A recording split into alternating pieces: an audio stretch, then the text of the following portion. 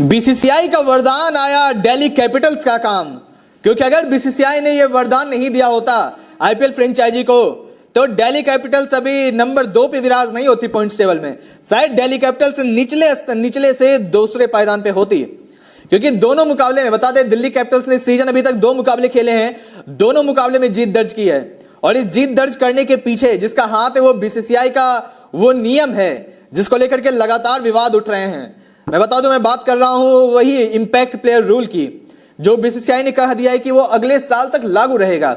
और बीसीसीआई के उसी नियम के कारण दिल्ली कैपिटल्स ने दोनों मुकाबला जीता है, क्योंकि पहले बता दें कि दिल्ली कैपिटल्स ने जो दोनों मुकाबला खेला दोनों लो स्कोरिंग था। पहले मुकाबले में 142 रन बनाए थे सामने वाली टीम ने, और जब दिल्ली कैपिटल्स से बल्लेबाजी करने के लिए उतरी शुरू में 26 रन के स्कोर पर 4 विकेट गंवा दिए। लग रहा था कि अब तो मुश्किल होगी, ये मुकाबला लखनऊ सुपर जायंट्स से था, वैसे लग रहा था ये मुश्किल होगी दिल्ली कैपिटल्स के लिए, लग रहा था अब दिल्ली हार जाएगी। लेकिन तभी इंपैक्ट प्लेयर बनकर के बीसीसीआई को सिर्फ वरदान के कारण इंपैक्ट प्लेयर बनकर के समीर रिजवी मैदान पर आए और उन्होंने 70 रनों के शानदार पारी खेली और उस लो स्कोरिंग मुकाबले को एक तरफा बना करके दिल्ली कैपिटल्स को जीत दिला दी। सवाल तब भी उठे थे कि अगर ये इंपैक्ट प्लेयर रूल नहीं होता तो शायद दिल्ली कैपिटल्स से मुकाबला नहीं जीत पाती, लेकिन वो उस मुकाबले को भूलते हैं। अगला मुकाबला कल खेला दिल्ली कैपिटल्स ने मुंबई इंडियंस के खिलाफ, यह मुकाबला भी लो स्कोरिंग था। मुंबई इंडियंस ने पहले बल्लेबाजी करते हुए 162 रनों का लक्ष्य दिया।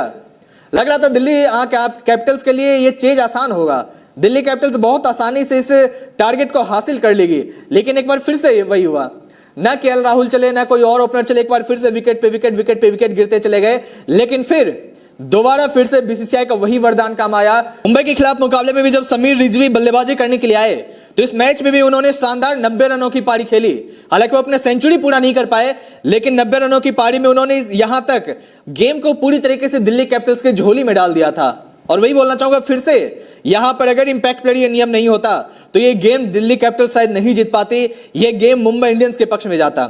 तो इस सीजन में अभी तक बीसीसीआई का जो वरदान है सबसे ज्यादा काम आ रहे दिल्ली कैपिटल्स के लिए। और इसे में सवाल उठना फिर से लाजमी है, फिर से विरोधी टीम सवाल उठा रही है, फिर से लखनऊ और मुंबई के फैन सवाल उठा रहे हैं कि अगर ये इंपैक्ट प्लेयर रूल नहीं होता तो अभी दिल्ली कैपिटल्स निचले से दूसरे पायदान पे होती, जो कि अभी टॉप से दूसरे पायदान पे है।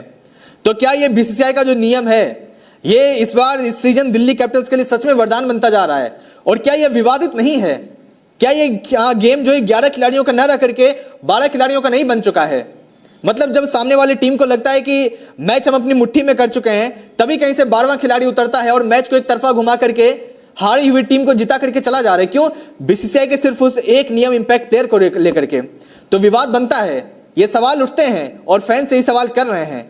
इसके बारे में आपका क्या कहना? आप इस बीसीसीआई के नियम के बारे में, इंपैक्ट प्लेयर रूल को आप कितना सही मानते हैं? कमेंट जरूर कीजिए कि आपकी राय क्या है। और इसे बने रहे राजस्थान ऑन स्पोर्ट्स के साथ।